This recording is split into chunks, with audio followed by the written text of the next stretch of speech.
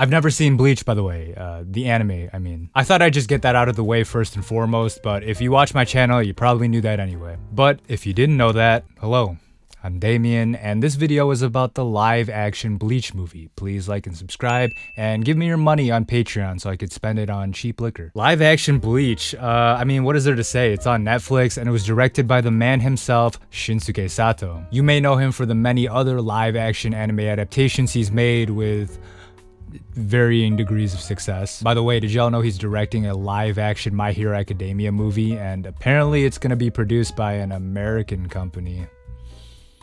Yikes. But we're here to talk about Bleach because I thought it'd be fun to watch this movie with the, limited Bleach knowledge that I have. I've seen a lot of live-action anime adaptations before, but they're usually the series that I've already watched or read. And if you recall, way back in some video, I mentioned having a friend who watched the live-action Death Note series, not the Shinsuke Sato one, the one with white people, and they actually enjoyed it because they had never seen the anime before. So I kind of wanted to see if I could have that same experience with Bleach here. So, I mean, yeah, let's get into it.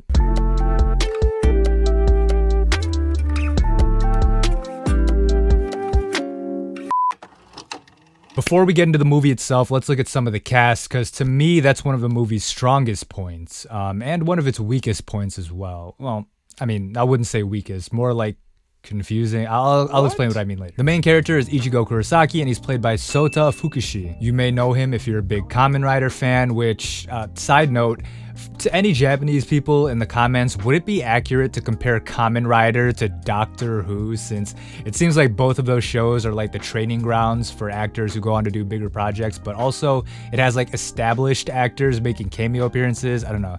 That's just a thought I had. Let me know if I'm wrong. Anyway, from what I know about Ichigo from watching the first episode of Bleach back when it aired like 20 whatever years ago, he's kind of like a hard-ass tough guy, right? I remember watching it at the time with my daughter, and she described Ichigo as grumpy. And if that's Ichigo's defining characteristic, then Sota Fukushi nails it to a T. Just look at how grumpy he is eating this bento. I like how they picked a taller dude to play Ichigo. Sota Fukushi is listed as being 6 feet, but in the movie he comes across as way taller, even though he's like surrounded by other actors that are a similar height to him. It gives him real don't bump into me energy, and it kind of makes me wish he'd play Ryuji in a live-action Toradora adaptation. The female lead of the movie is Rukia, played by the absolutely adorable Hanazuki Saki. Rukia is like a ghost girl or something, and she basically spends the whole movie looking serious and staring intently. Real talk though, Hanazuki Saki's performance is probably my favorite. You could tell she took the role pretty seriously, and again, I don't know if her portrayal is in any way accurate to the anime or manga, but I mean,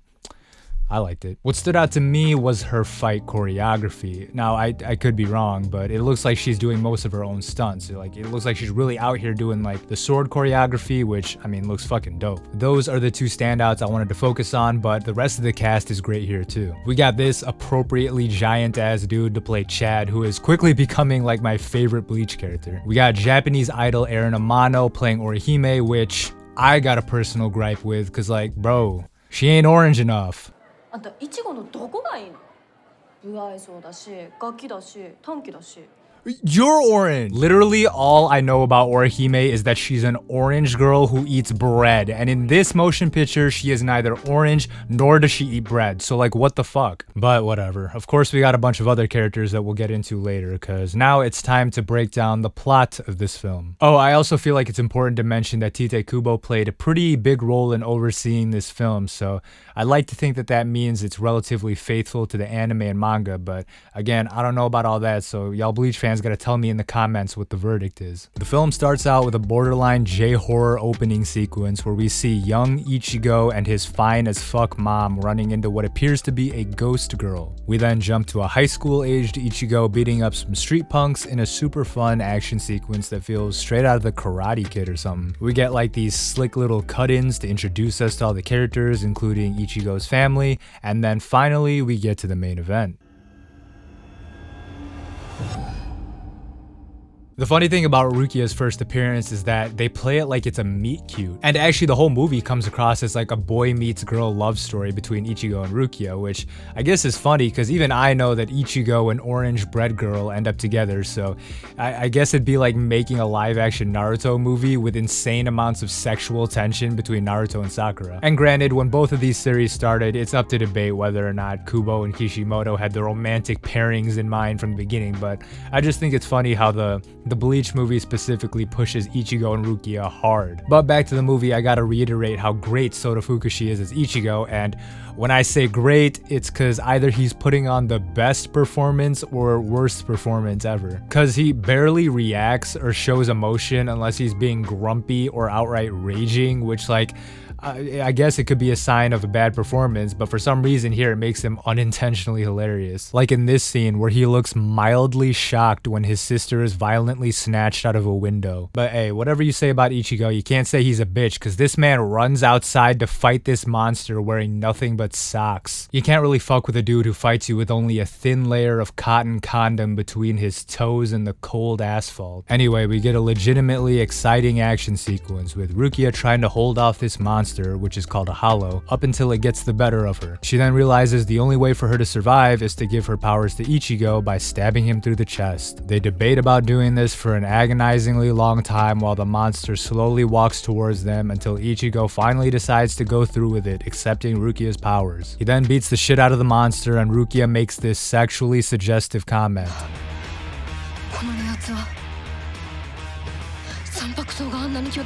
Yeah, I bet it does, Rukia. We then get to meet some of Ichigo's classmates at school, including fake non-orange Orihime, who has this daydream sequence about how hot Ichigo is that I'm sure is just actual headshots from the actor's audition portfolio. We also get to see Chad. Yeah, fuck yeah, Chad. Is he gonna do something? No? Damn. Look at that winning smile though. Rukia then reveals that she's transferred into their school, and it's here that the overall conflict of the movie is revealed. Basically, Rukia wants her powers back from Ichigo so she can return to some place called Soul Society. They try to reverse the stabbing process but realize that Ichigo's body is too weak and transferring her powers back would kill him. The only course of action they have is to train Ichigo up as a Reaper until he's strong enough. So that's the setup, right? We get a lot of exposition by Rukia explaining a bunch of the lore and how the whole thing works, but for the most part, this was a pretty satisfying premise for me. Usually, films like this have the problem of like alienating general audiences with confusing lore setups, but you know, here everything seems relatively straightforward. Even a dumb alcoholic like me can understand this is the conflict, these are the motivations of the characters, and this is what we have to accomplish by the end of the film. And over exposition aside, I think the movie does a good job of giving appropriate fan service to the die-hard Bleach fans without making regular audience members keel over from information overload. We then get a pretty fun training montage, which I know I'm repeating myself, but the sword work looks pretty damn cool, and again it seems to be all practical with the actors doing the stunts. There are also some cameo appearances from characters I don't know, like this dude who I vaguely recognize as Bucket Hat Man. It doesn't really mean anything for me and he plays an inconsequential role in the film, but I'm sure any Bleach fans watching this movie cream their pants when seeing him on the big screen. And then we get this G-Dragon looking guy who is by far the goofiest looking dude in the movie. He tries to jump Ichigo in an alleyway but is thwarted by Anime Glasses Man. Yeah, I know, go ahead, y'all make the jokes in the comments. Hey, there go Damian. Hey, he look like you, Damian. Well, guess what? This is what he looks like in real life, and he's way better looking than me, so fuck off. He explains that he's part of this family that hunts Reapers, so he transferred into Ichigo's school after sensing his like high spiritual powers or whatever the fuck it is. If I'm being real, it seems like he's a little shoehorned in, at least within the plot that this movie covers. I'm sure it all makes sense in the anime manga, but you know, we only got 2 hours to work with here. Either way, this dramatic anime rooftop conversation is interrupted by hollows, and Ichigo and Rukia go to work taking them down, and by the way, look at the designs on these things, absolutely terrifying. They definitely killed it making these. Ichigo kinda gets washed until the redhead dude, whose name is Renji, appears. They tussle for a bit and damn, how is Ichigo's cloak so clean? He's sliding around on literal dirt right now. Is this some movie magic shit or what? Anyway, Renji is there along with Rukia's older brother Byakuya to tell Rukia to hurry the fuck up with the whole stabbing Ichigo and getting her powers back thing. Oh, also, I don't know where else to put this in the video, but Renji does this for some reason. I literally have it in my notes as Renji does a weird tongue lick thing. So yeah, is that like something he does in the anime? A little while later, Rukia goes missing, which prompts this absolutely shocked and grief-stricken reaction from Ichigo.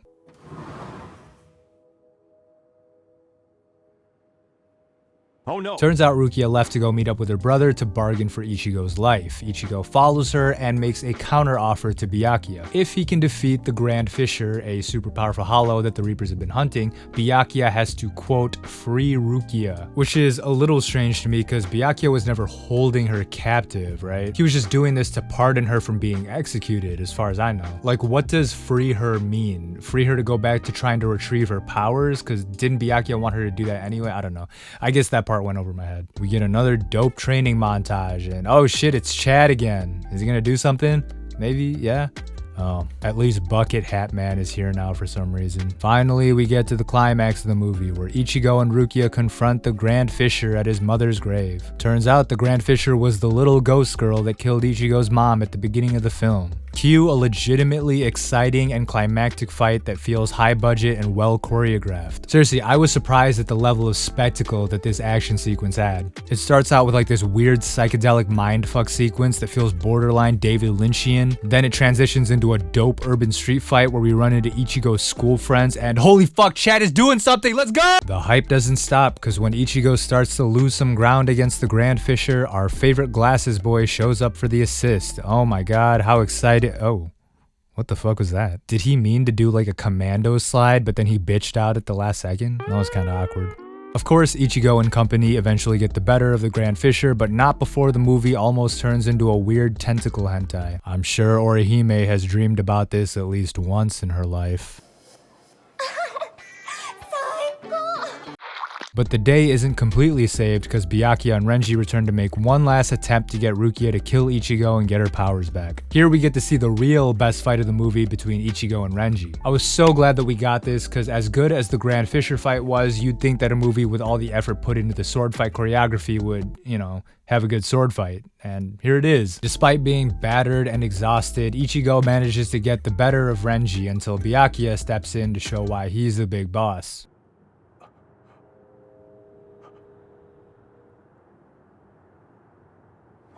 He effortlessly beats Ichigo, then tries one more time to convince Rukia to, oh wait, Ichigo's not down yet. Like a true shonen protagonist, Ichigo won't stay down. He just keeps getting up and up and up and...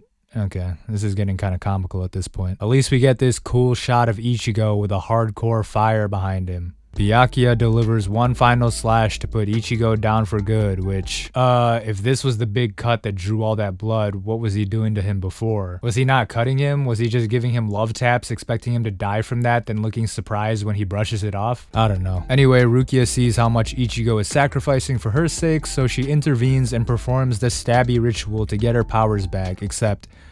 Okay, this is where I need like a debriefing from y'all in the comments, because maybe I'm just dumb and my 12 IQ brain can't handle basic action film storylines, but how does this ending make any sense? So Byakuya's whole motivation is to get Rukia her powers back so that she can be put on trial for breaking the Reaper code or some bullshit, right? She has to stab Ichigo, which will probably kill him, but that's okay because she shouldn't be having these human attachments anyway because it makes her weak. Now that they have this whole epic fight sequence with the Grand Fisher and Renji and all that wavy sword nonsense, it's still ends with the same status quo, except this time Byakuya just accepts Rukia's apology. She doesn't do anything different this time. She just admits that she was in the wrong, and Byakuya's like, oh, okay, cool, bet. Let's go home then. Like, is that all Rukia needed to do all along? He doesn't even ask her to kill Ichigo afterwards. She just does it on her own, and Ichigo happens to survive it, albeit, you know, with his memories erased. The whole point was Ichigo's body wasn't strong enough to handle the power transfer, so are we to believe now that after fighting a big tentacle monster, Yukihara Soma, and surviving being split open, Ichigo's body can still handle being stabbed in the chest again and,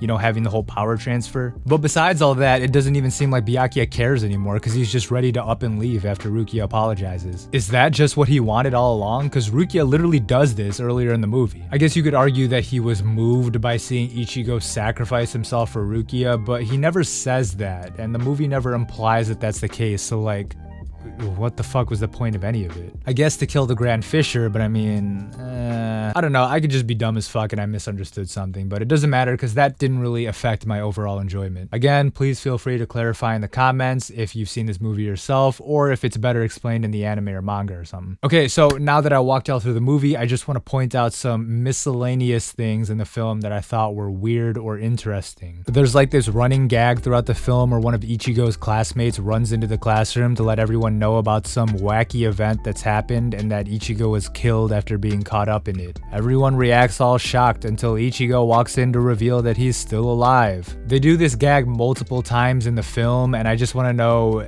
is that like something that happens in the anime? Because, I mean, it's pretty funny, I guess. Another thing is that I was disappointed that this bear thing didn't show up. I feel like I saw him so many times when I watched the openings. I figured he was like an iconic mascot for the series, so I was kind of anticipating him showing up. But maybe he doesn't show up at this point in the story, so again, y'all gotta let me know if that's the case. And the final random thing that I want to point out is the soundtrack for this movie. Most of the time it's just generic, epic action movie music, but sometimes they use some hard rock, alt rock type songs during the fight sequences. The main song they use goes like this. All we gotta do is drink all your milk. Like what does that mean? It was made by the Japanese band Alexandros and the song is literally called Milk, so like is there some profound meaning behind choosing a song about drinking milk to accompany? I don't it's kind of dope in a way, I guess. But yeah, that's the live action Bleach movie, which I forgot to mention the full title is Bleach the Soul Reaper Agent Arc, so I can assume that this literally just covers the first opening arc of the Bleach manga. It was cool, I liked it. If you're looking for, you know, a random action movie to eat popcorn to, this would fit perfectly. It's exciting, it has cool fights, and it's decently well paced. Also, if you're a diehard Bleach fan, it seems like they did as much as they could to add in a bunch of lore and characters, so maybe that'll be satisfying for you, but obviously I can't speak on that. For me, it was just a decently entertaining film that didn't make me hate myself like some other live action movies. I for sure would recommend it. Like I said, it's easily available on Netflix. It's a little under 2 hours, so you won't feel bored or confused. It'll give you everything you asked for while maintaining that Bleach feel. Now, the question is, after watching all the openings, seeing all the characters, and now watching this movie, does this make me want to finally watch or read Bleach after 20 years of the series being out? Hell no, I don't give a fuck about Bleach.